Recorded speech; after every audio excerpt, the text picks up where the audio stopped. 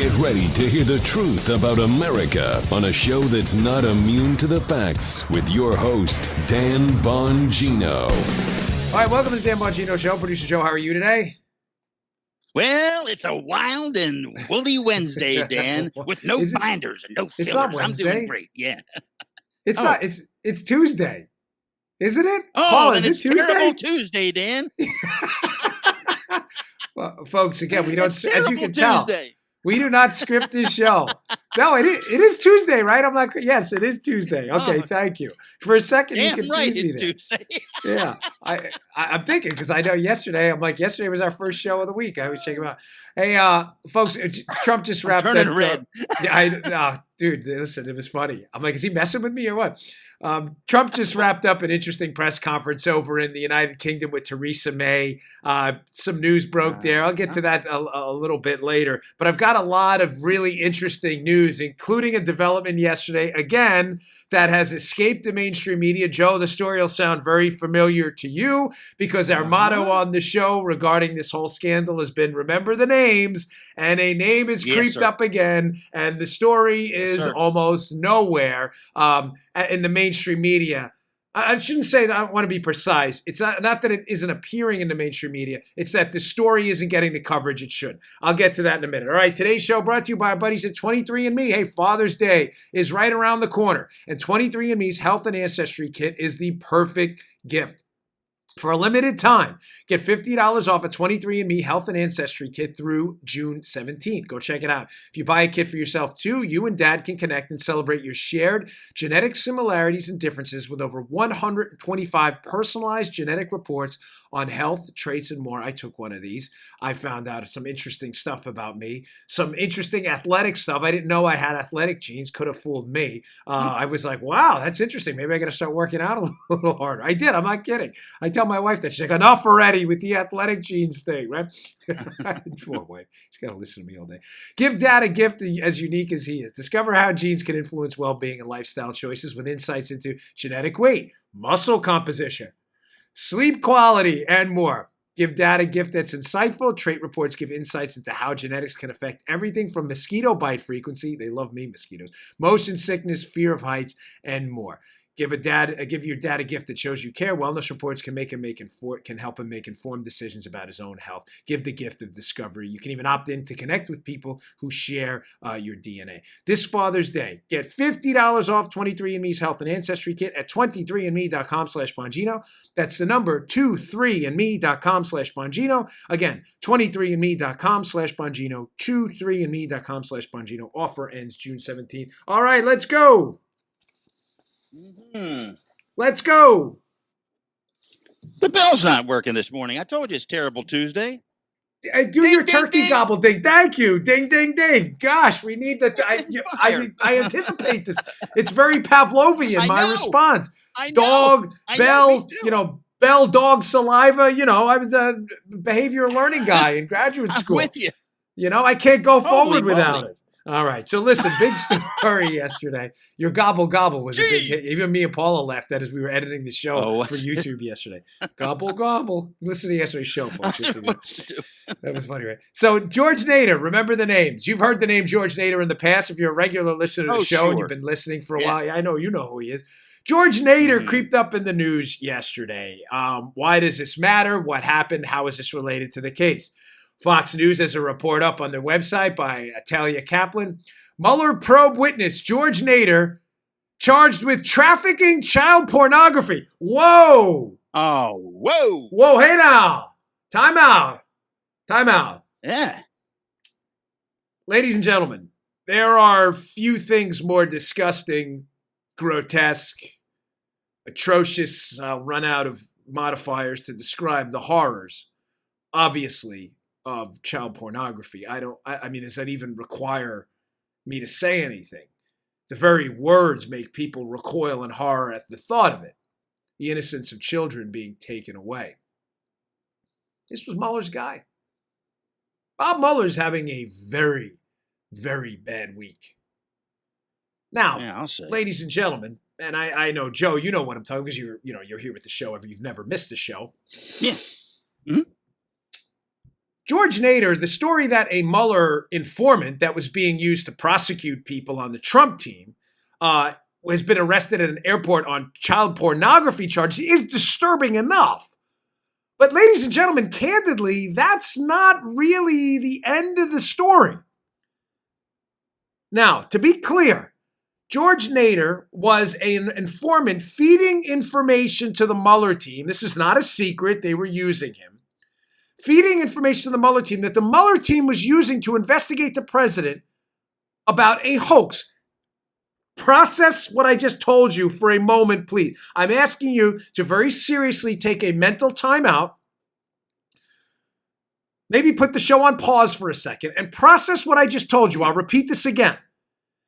A man who was just arrested at an airport for possessing child pornography, the most grotesque crime I can think of, was one of Mueller's informants providing information to Bob Mueller and his team used to prosecute people on the president's team about a crime that never happened. Or it gets better. You think, well, okay, Dan, great. Well, that sounds really awful. Oh, no. It'll sound awfuler. It gets a little worse.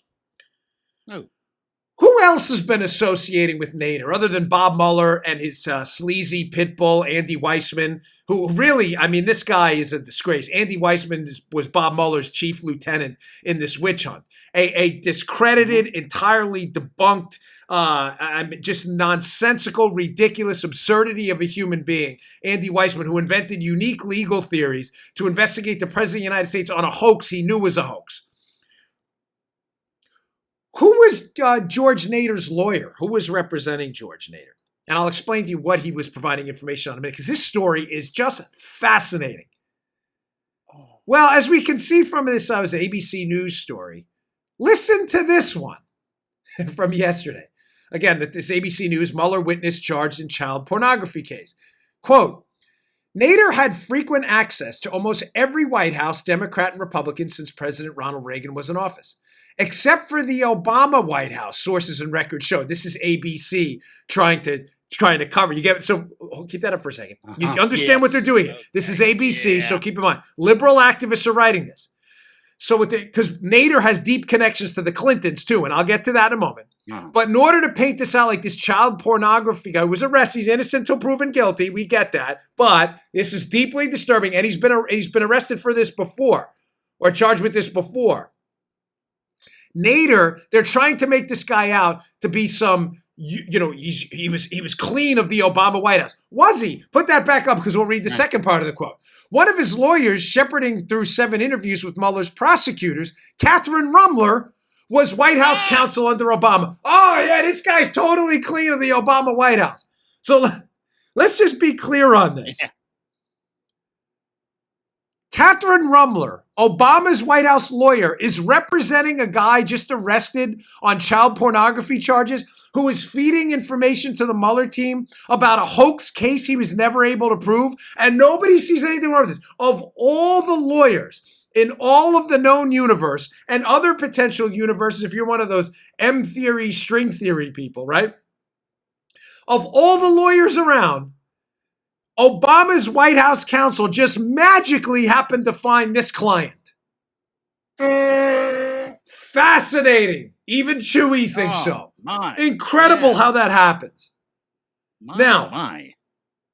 If we could, Paula, forgive me, I'm going to ask you to roll with me a little bit. If we could jump to that Sidney Powell Observer piece. Sidney Powell, who wrote a fascinating book, License to Lie, has described Catherine Rumler, Obama's White House lawyer, representing this guy in a very specific and interesting way.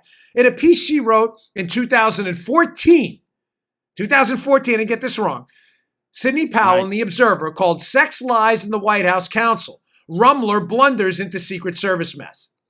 She describes Catherine Rumler in a very fascinating way, very Olivia Popish from the show Scandal. Sidney Powell writes, as we reported previously, not only was Miss Rumler in the middle of the IRS email scandal, yes, the Benghazi cover-up, yes, and was she the most vigorous protector of the president while increasing government secrecy and violating the rights of others, The Post places her squarely in the middle of the cover-up of the Cartagena sex scandal, for which the Secret Service and the military took the sole blame for having several prostitutes spend the night before the president arrived. Finally, the Post, which has sung her praises talking about Rumler for the White House, challenges Miss Rumler's role and that of Mr. Obama's friends and donors. She is the fixer. Remember the Fixer show?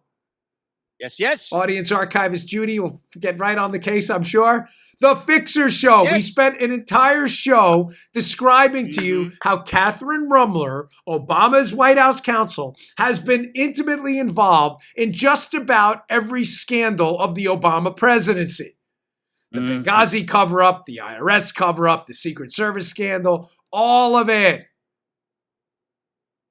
And she was involved in the Secret Service scandal because the Secret Service took the blame for this. And yet, there are credible allegations that the White House staff was involved, but all of that was covered up in an effort to make sure the Secret Service took the full force of that one. Huh. This woman is the fixer. Please tell me you're making the connections I'm laying out there. It's not very complicated. Obama's fixer, his White House counsel, who has a whole lot of skeletons in her closet covering up Obama's Benghazi, IRS, and other baggage out there, right? All of a sudden magically appears to represent a guy just arrested for child pornography at the airport. The same guy who's working with Bob Mueller and Andrew Weissman, feeding information to Mueller being used to prosecute people on the Trump team to get them to flip on the president. Nothing to see here, media. Ignore the story entirely. Nothing. And ABC, make sure you couch it as if Nader, there was nothing suspicious because he wasn't attached to the Obama White House. No, not at all. He's only using the Obama White House lawyer as his counsel, also known as Obama's fixer. Nothing to see there, folks. Nothing to see. See no evil, hear no evil. Get me some of your nothing. Don't even worry about it, fellas and ladies. The media has abandoned you completely. You want honest news? Come here. And there are other great shows too. Solomon, Carter, the Hannity Show at night. I'm not by any means taking full credit for it. But I promise and pledge to you to do the work the hack mainstream media has completely abandoned. So now, because this goes on, this gets worse. So Obama's fixer is representing a guy just accused and arrested on a really heinous allegation who's feeding Mueller information on a debunked charge. What exactly was he involved with? And why would Obama's White House counsel take an interest in this informant? Well, in a fascinating piece a while ago from Salon.com, I've taken this snippet and I've used it repeatedly on the show because it's important you understand this. Remember, the case Mueller and them are trying to make, oh, look at you. Oh, look at you. Hey. Money, Paula. Money. I can never find the, coming to the rescue. The title of the piece, if you want to look it up, by Ben Norton, is with Saudi and Russian ties, Clinton machine's tentacles are far-reaching, according to the Panama Papers. Ladies and gentlemen, this was a story. Salon.com is a left-leaning outlet, okay? This is important you understand. This is, I mean, far left, like radical, like Mother Jones far left. Salon.com wrote a piece by Ben Norton a while ago about the Panama Papers. The Panama Papers was this dossier of papers indicating some international financial relationships that made it appear many of these companies and people who were wealthy were engaged in tax schemes and other schemes to get out of paying taxes. The purpose of the Salon.com story was not the information I'm going to give you in a second from it, because they didn't know what was going to come later. The purpose of the story was to make it appear like rich people were screwing you over because they're leftists and they want to make it, that's their narrative. You can judge for yourself reading the piece what your conclusions are. I'm just telling you so you understand. When Salon.com wrote what I'm about to show you in the piece, they weren't doing it to nail the Clintons. They were doing it to nail the rich in a Bernie Sanders kind of way. You tracking me? You have to understand the deep layered narratives here. And this is why in my first book, Spygate, the book is extensively footnoted with left-leaning resources like Salon. And people say, well, why did you do that?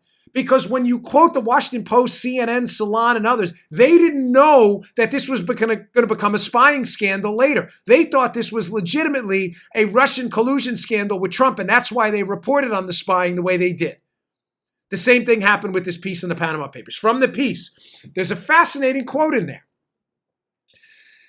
It says, moreover, Bill Clinton has garnered enormous speaking fees for speeches in Saudi Arabia, as Michael Isikoff points out, including $600,000 for 2 talks while Hillary Clinton was Secretary of State. But he goes on. In his report on the Clinton machine's ties to Saudi Arabia, Isikoff also notes that 2 of Clinton lobbyist bundlers, Richard Sullivan and David Jones, are principals in a firm that until late last year represented the Russia Direct Investment Fund, a sovereign wealth fund co-founded by Vladimir Putin when he was prime minister. Let me put this together for you, because I promise you will not get this anywhere else. It's a major story that'll be ignored by everyone. What does that have to do with George Nader? So George Nader, being represented by the Obama fixer, feeding information to Mueller. What information was he feeding?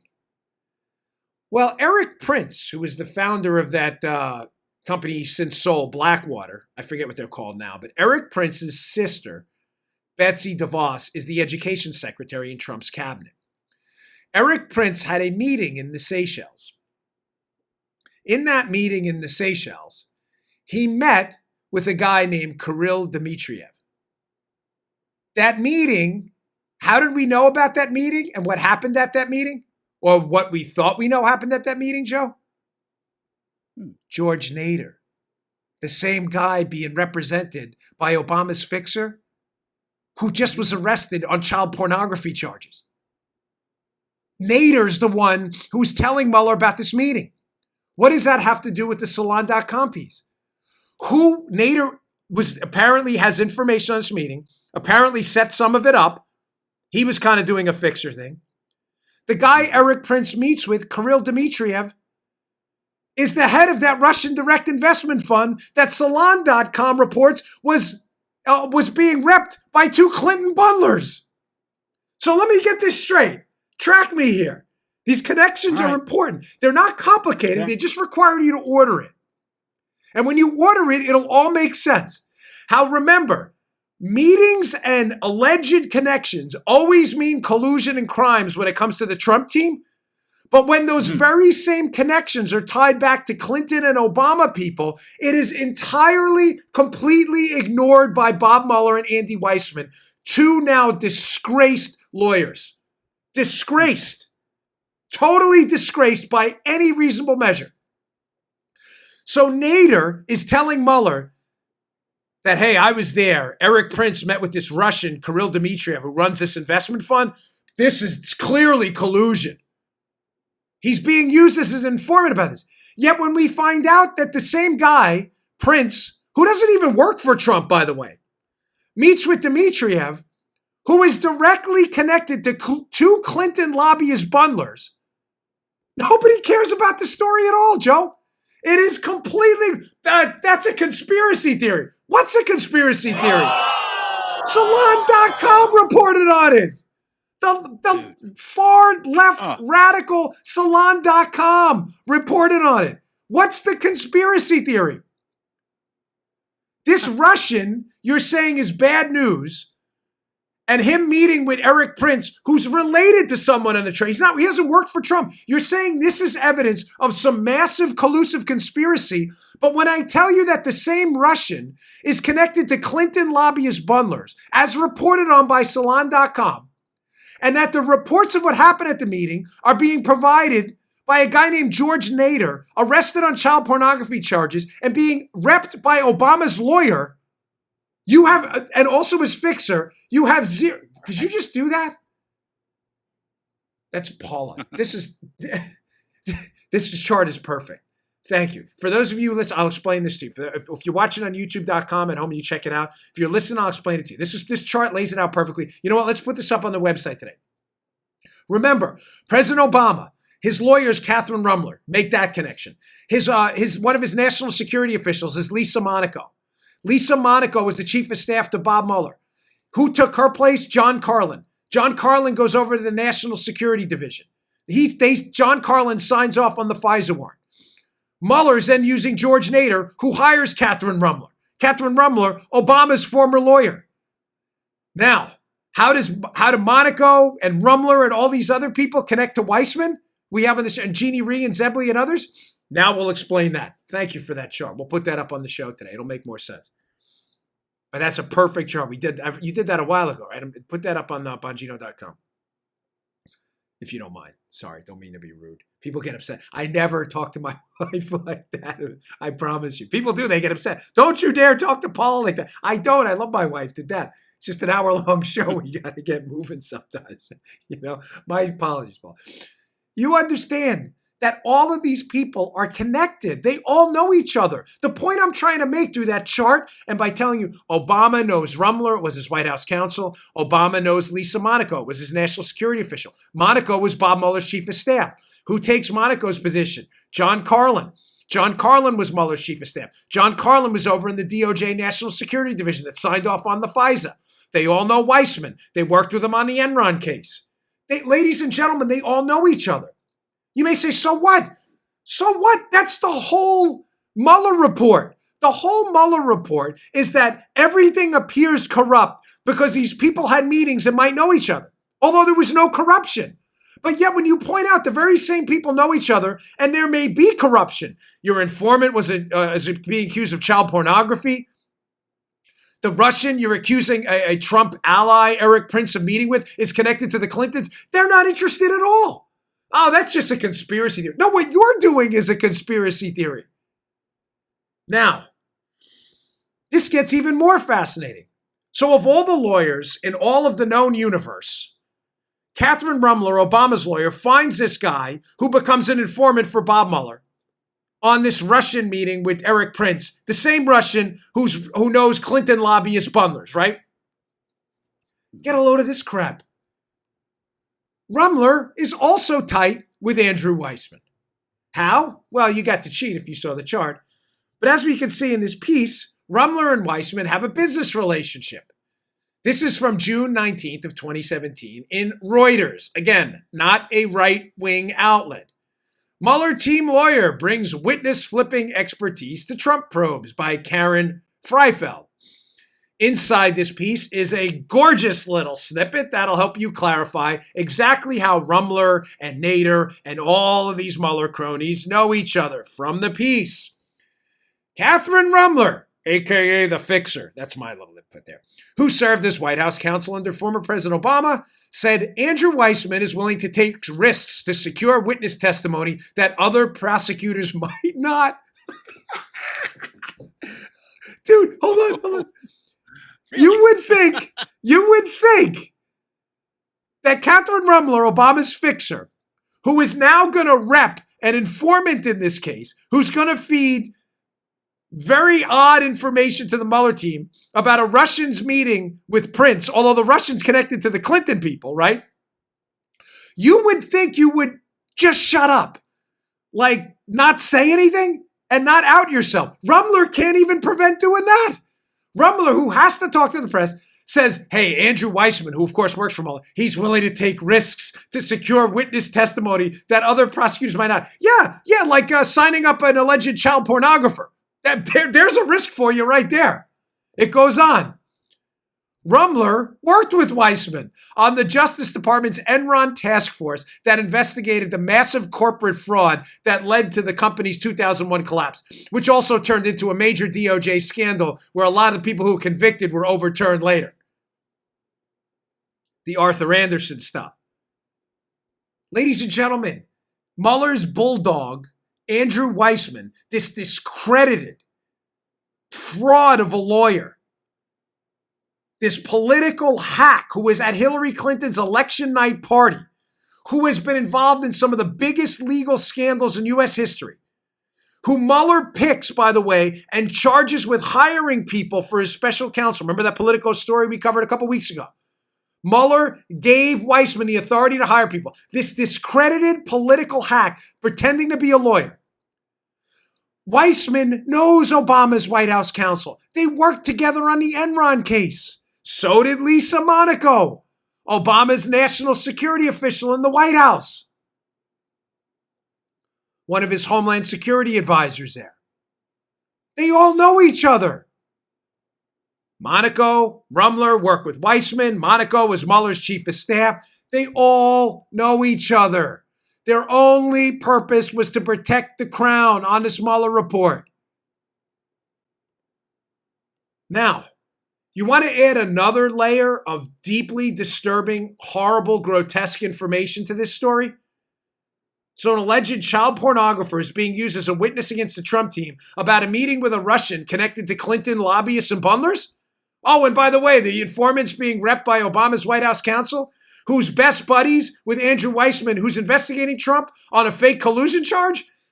Snip that for the show. Snip that right there, what I just said. That is the best 30-second summation of this case you're going to hear. I'm sorry. I don't mean to pat myself on the back, but that's the best way you're going to hear this laid out. Because everything I just said is absolutely true. It's not a conspiracy theory if it's not a theory, if it's an actual conspiracy. The collusion charge is debunked. Mueller picks a Democrat to investigate Trump and Weissman. Weissman knows Rumler. They worked together on the Enron task force. He also knows people in the Obama White House that worked with Mueller. They then go and grab an informant as a rat to rat on Prince for meeting with a Russian who's connected to Clinton's, and they make sure the Obama fixer reps the informant.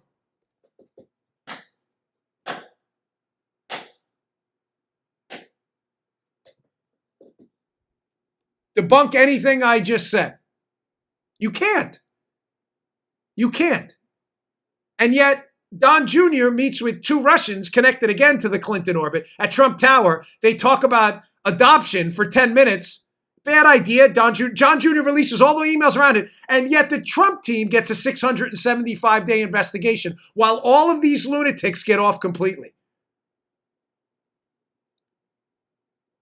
Now, even worse, the last piece I have on this from Hot Air, hotair.com. You say, well, this informant being repped by Obama's White House counsel on allegations of child pornography was arrested. So this just happened yesterday. So how would the Mueller team know? Oh, no. As Ed Morrissey and Hot Airs reported, DOJ, key Mueller witness arrested for transporting child pornography. Again, from Ed Morrissey's excellent piece. The DOJ didn't catch him in the act just this weekend. The warrant for his arrest was issued over a year ago. Wait, what? And apparently resulted from searches conducted when the FBI first interrogated Nader over the Seychelles meeting. The DOJ sealed the warrant while trying to work with Nader to develop evidence in the Russia collusion probe. Oh my gosh, I cannot believe I'm reading this to you right now. Ladies and gentlemen, I'm not even kidding. We live in, the Republic is dead. God bless Donald Trump for trying to save it, and we need his reelection to clean this disgusting, fetid swamp out. But the Republic as we know it is dead. These people have burned the Constitution. They have crapped on the Constitution. They've used it as a tissue, as toilet paper to clean their windows. Anything you know what's left of the Republic and our judicial system is dead. Bob Mueller and Andy Weissman have destroyed it. Hillary Clinton burned it down with the Obama administration. Mueller took the ashes and threw them in the ocean. It is dead. So you're telling me, according to this Ed Morrissey piece, that they found out that Nader may have been in possession, according to their allegations, of child pornography a year ago? And in order to use him to investigate a debunked hoax Weissman knew was a hoax back in August of 2016 when Bruce Orr briefed Weissman on the origins of the dossier and the political origins of it. So Weissman knows he's investigating a hoax, and he cuts a deal to seal charges with a child pornographer, an alleged child pornographer here, to gather information to prosecute people on the Trump team for a hoax. And nobody in the media sees anything wrong with this. Do you understand what I just told you? This is being almost entirely ignored by the media, who is reporting it with the spin they need because they're activists. ABC News. But he wasn't attached to the Obama White House.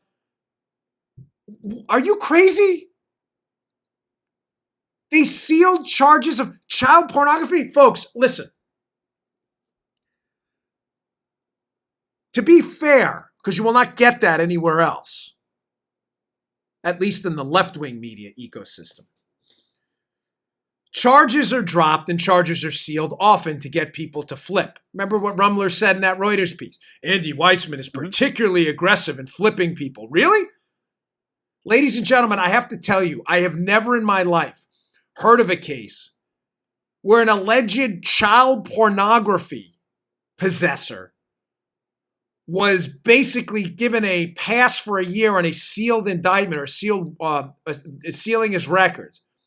In order to prosecute a case the prosecutor knows is a hoax.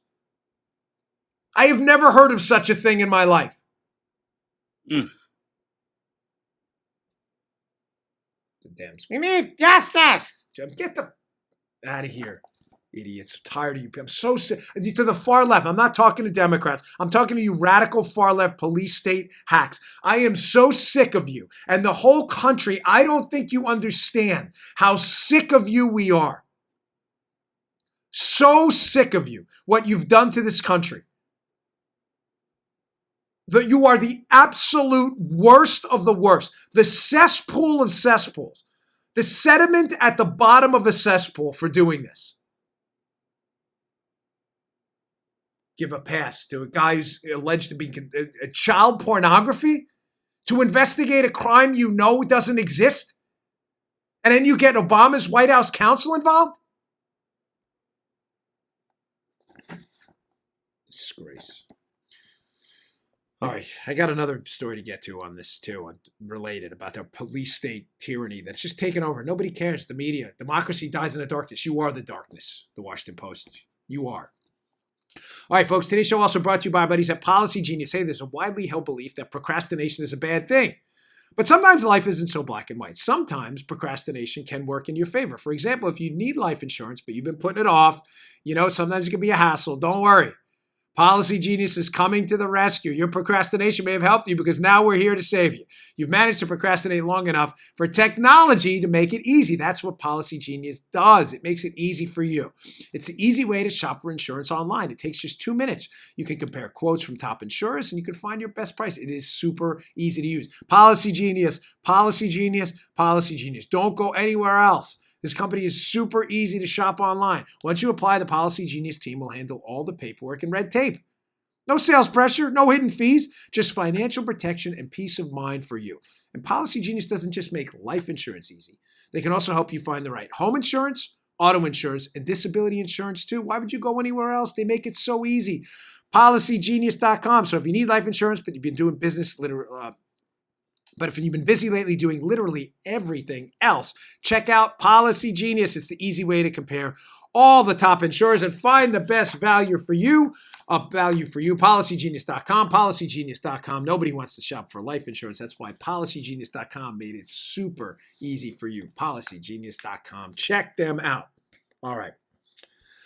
This is a quick story. It doesn't require Paula's like you this morning. She said, hey, you sent over all these stories and screenshots. I said, that Nader story, it's very easy to understand how corrupt the Mueller probe was using this shady witness represented by the Obama White House counsel guy. Easy story. Yeah.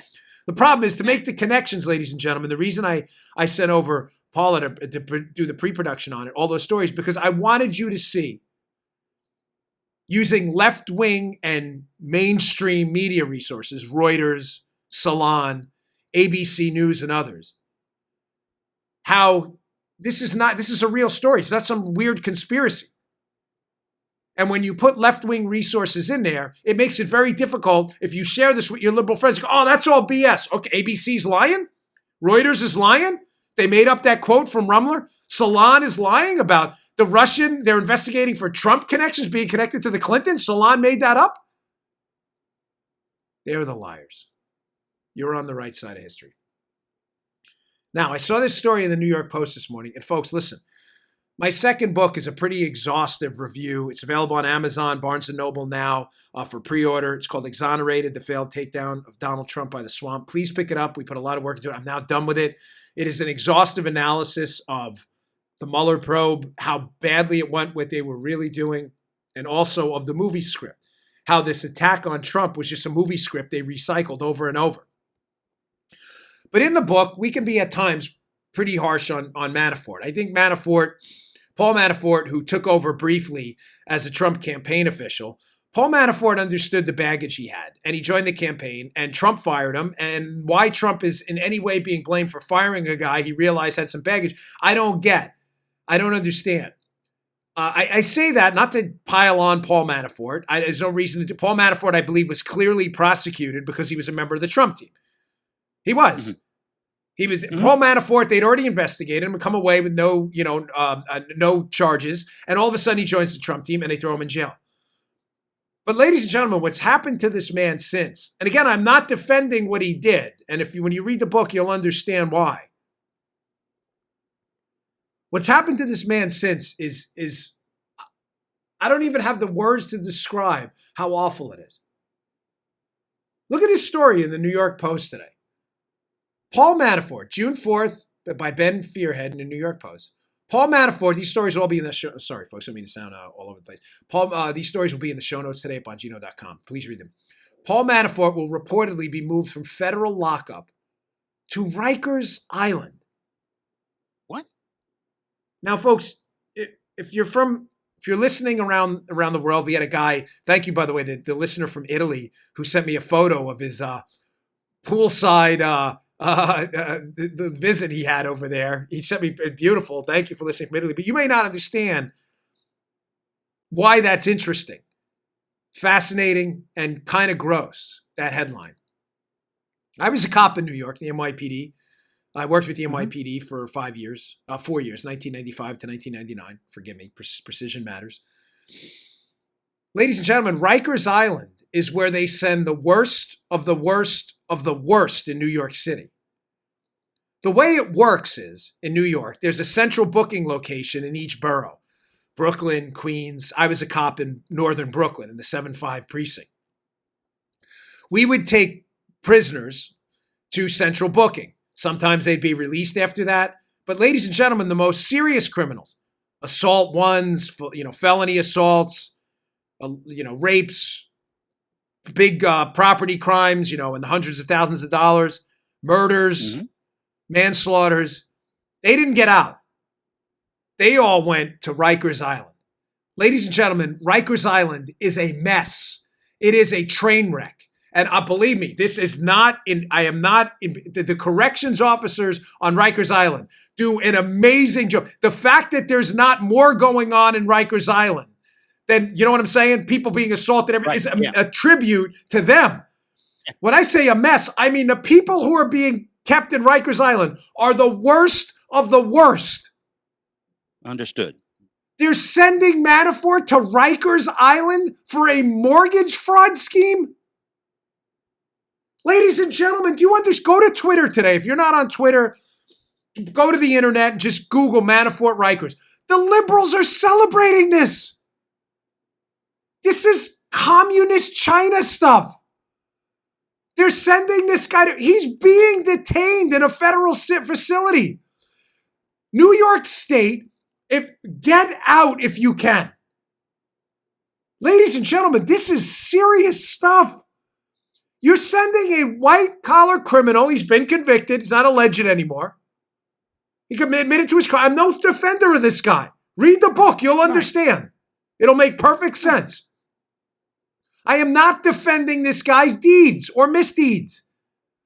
But you're sending a white-collar criminal in a New York State alleged mortgage fraud case to Rikers when he's already being held? Are you kidding me? And then within the story, they're like, well, we're going to keep him in solitary confinement for his own protection. Oh, thanks. Nice job. Folks, I'm telling you, we're losing this place. We are losing this place. You are putting a guy the FBI investigated years ago and gave a pass to, who then prosecuted because he joined the Trump team, was prosecuted using the full force of a bogus probe into a fake crime. You're putting him into one of the most dangerous prisons in the state of New York, in solitary confinement, for a mortgage fraud allegation?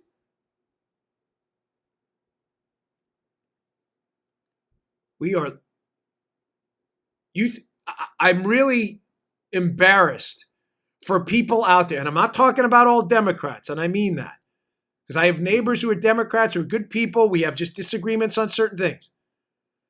But to the radical far left that is celebrating this stuff, you are disgusting filth, and I mean it. You are awful, horrible, atrocious people who celebrate the mental and physical abuse of others for your own perverse ideological needs. It wasn't good enough for you to bankrupt him, Manafort. It wasn't good enough for you to imprison him. Now you have to imprison him in one of the worst facilities in the state with hardened criminals. Because you what? Because you have an empty vacuum of a soul.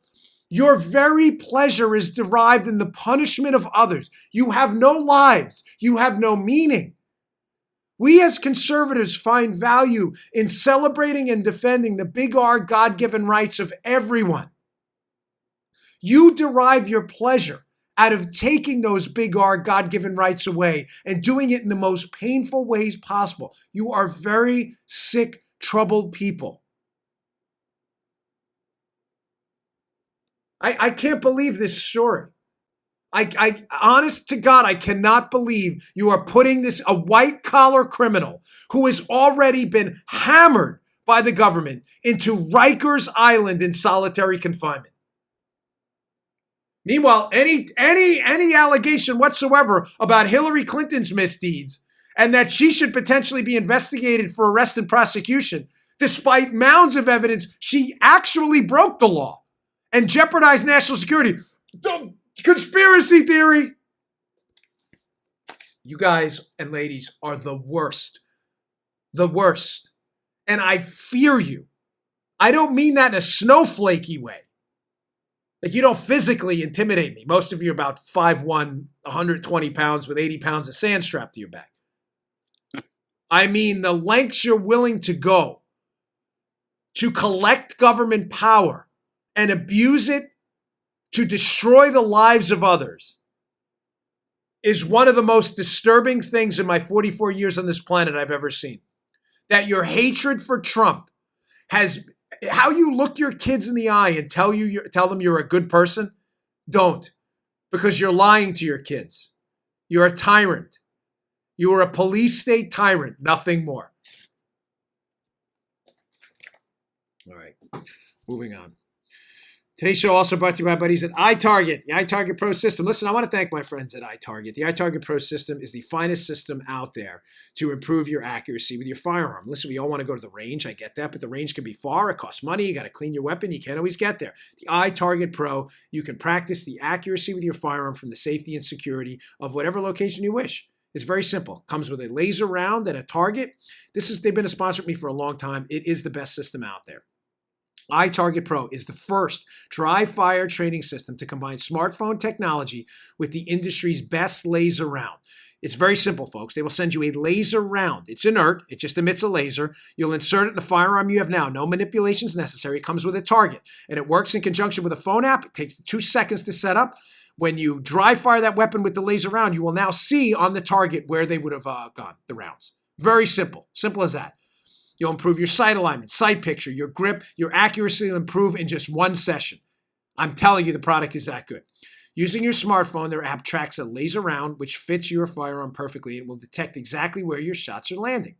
iTarget Pro is completely safe, comes with your caliber specific laser bullet and a target system so you can begin training immediately. We have a special offer for Father's Day. You'll get 10% off for Father's Day plus free shipping with the offer code Dan, D-A-N, my first name. Isn't that better than getting dad a necktie? Come on, we get enough neckties. This is the way to go. I promise you that man in your life, your dad will love this. Check it out. It's also available for 223-556 for you AR-15 users out there. Save time, save money, take your skill to the next level safely and effectively with iTarget Pro. That's the letter I, Target Pro. Not like eyeball, like it's the letter I. iTargetPro.com, iTargetPro.com. 10% off plus free shipping with offer code Dan. Check it out. You will love this product. Okay. All right. It's been a very serious show. So we need a little break from, I like these kind of quick hits because listen, this is a serious topic and I love living in the United States. It's a great place. And my anger is only expressed because we live in the greatest country on earth. And it's just a shame to watch liberals just flush it down the toilet and have no sense of self-reflection about it. But on kind of a silly note, I saw this tweet this morning. I don't want to single out this guy. I'm really not trying to make him specifically look foolish. But I saw it on Twitter. There's this guy, John Sopel at BBC. He's at BBC, John Sopel, S-O-P-E-L. I'm not knocking you, John. I don't know you. Could be a really nice guy. And I'm sure he's heard this from someone else. But this is my biggest pet peeve on the planet. He tweets out this morning, breaking, anti-Trump demonstrators fail to stop Donald Trump's motorcade. But it's a picture of the president's limo with a cat underneath. But look, this cat lodges himself underneath the wheel of the beast. No, time out. I know, Joe, you're laughing because you've heard this 1,000 times. Please, reporters, media people, I am humbly and respectfully, even though I know a lot of you hate my guts, it's okay. Let's put our beefs aside. I know I just filleted you in the first half of the show. With the greatest of respect at this point, I am asking you to finally, for the last time, please stop calling the presidential limo the beast. Nobody calls it that. It is not. That is a stupid thing that media people say to each other, and they'll always say, the Secret Service refers to it as the beast. They don't. Paula, can you please vouch for me on this? Was I not a transportation agent in the Secret Service? Thank you. Was I not the whip of the transportation section in the Secret Service? Thank you.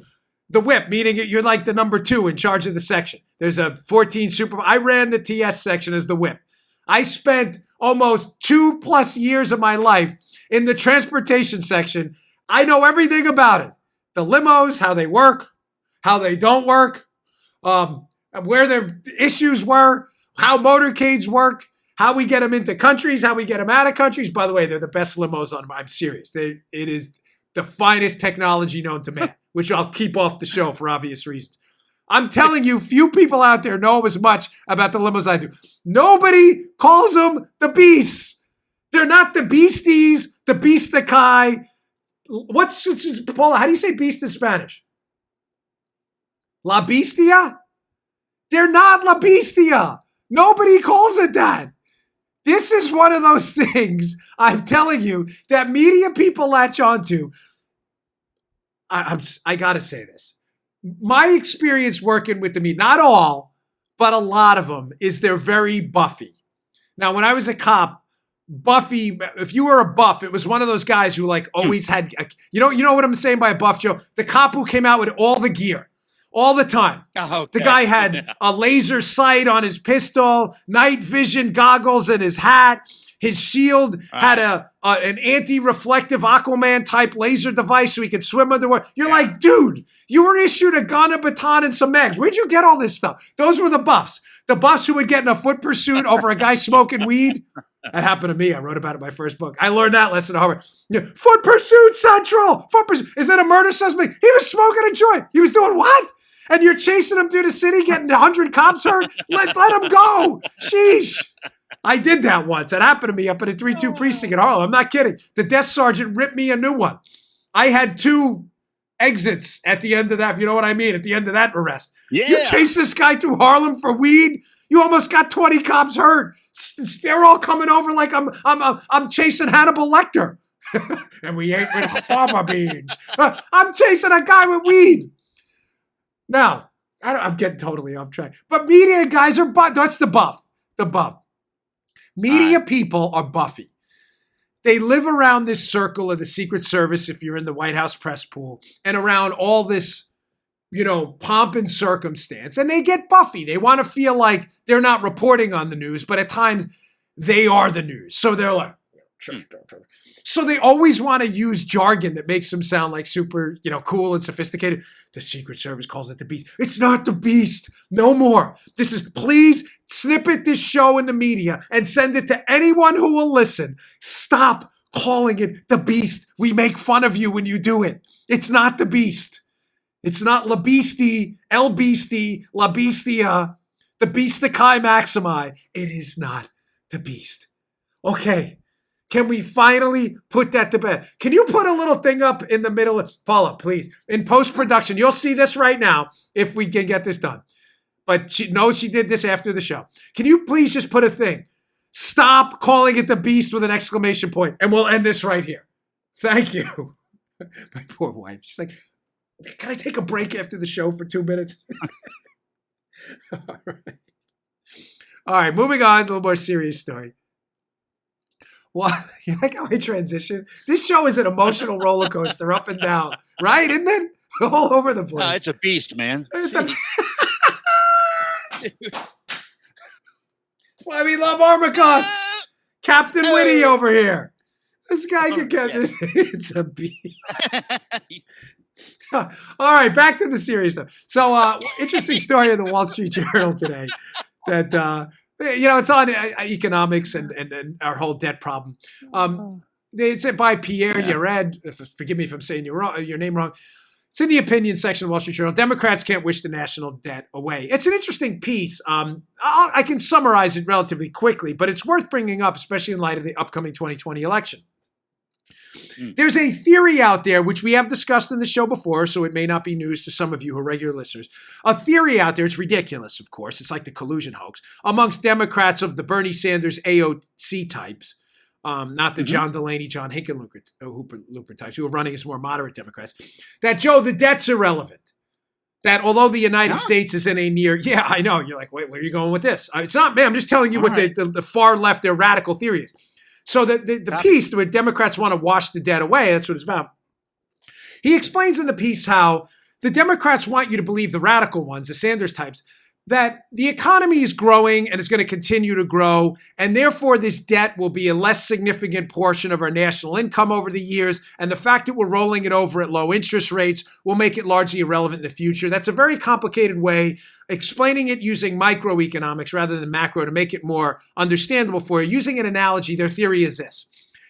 If I made $100,000 a year, Dan Bongino, and I owed $100,000 in debt, that's a crushing amount of debt. I owe everything I earn. I mean, right? That's not hard, right? Not hard to explain. Okay. That ain't hard, babe. Right. We owe everything we earn in the United States. Our gross domestic product every year is a little over $20 trillion. We owe nearly that amount without entitlements. When you factor in entitlements, we own far, far more. Owe far, far more. Okay. But using, again, the smaller household example, what the Democrats are saying is don't worry about the $100,000 you owe, even though you only make $100,000, because you're super talented and you're going to make millions in the future, and you're refinancing that $100,000 debt at 1% and 2% interest, so you're not accumulating a lot of interest payments, so it's not really adding up. And your income in the future is going to be so great that that debt is largely irrelevant. Now, you're probably listening to that at home going, wow, Sanders sounds right. We are a powerhouse economy. We're growing. And if, we double our income and, we only owe 20 trillion and we're worth 100 trillion in a few years, then makes sense to me. No, ladies and gentlemen, it doesn't make sense. What they conveniently leave out, and what the author of the piece writes, which is fantastic, is that we are still accumulating massive amounts of debt every year. It's not like the debt is stopped. In other words, that 100,000 may not be an issue if you're going to make $1 million in the future, but if you're accumulating an extra 10 and 20,000 a year, then yes, that is a problem. Oh, and by the way, when you factor in your off-label debt, like the debt you owe to a bookie or someone else, and you owe another 200,000, all of a sudden your financial situation is quite catastrophic. Now, there's no real off-label in the microeconomic environment that would be apropos. So I don't mean to compare like Social Security to bookies. It's the only way to make the analogy make sense. We have, off the record, entitlement debt that we don't factor into our official national debt that makes our debt, upwards of $100 trillion when you factor everything in. In other words, those off-label debts. Folks, we are in a catastrophic debt situation. Pretending it's going to be wished away because we're going to grow out of it is utterly absurd. Now, it wouldn't be if we could put a cap on it and reform entitlements. It wouldn't be absurd, that idea. But it's not.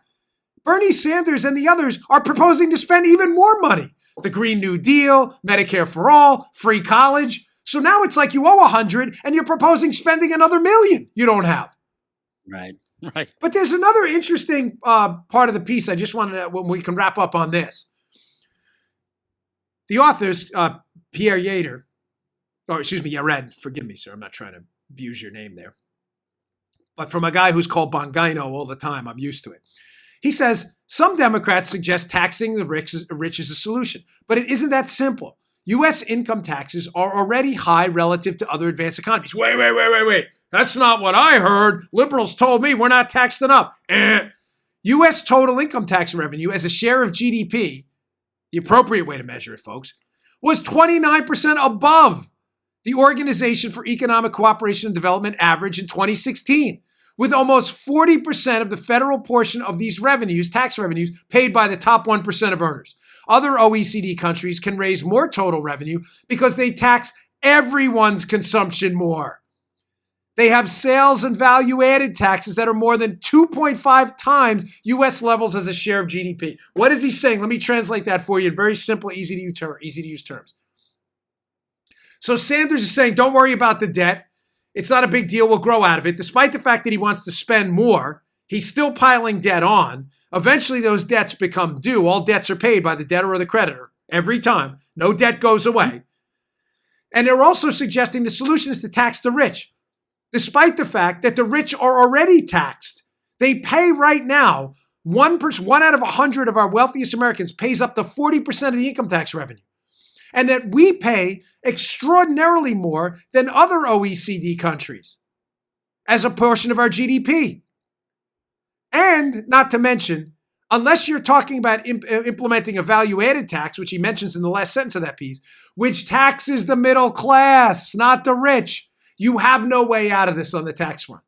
So unless you are lobbying to tax out of the middle class, then you have no idea what you're talking about. Because the reason the Europeans raise more total revenue is because they have a VAT, which is a tax added at every level of production.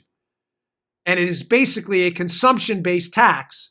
And that consumption-based tax taxes people who consume. And people who consume gas and food and clothing, those costs are more expensive as a percentage of their income than it is for rich people. What do I mean? A guy worth $100 million, Joe, filling up his gas tank, doesn't really care about that $100 gas bill. Yeah. But a guy filling up his gas tank in Europe with gas taxes, consumption taxes, and VAT taxes, who makes $50,000 a year, that $100 gas bill a week starts to add up right quick. He's paying the taxes, not the rich guy.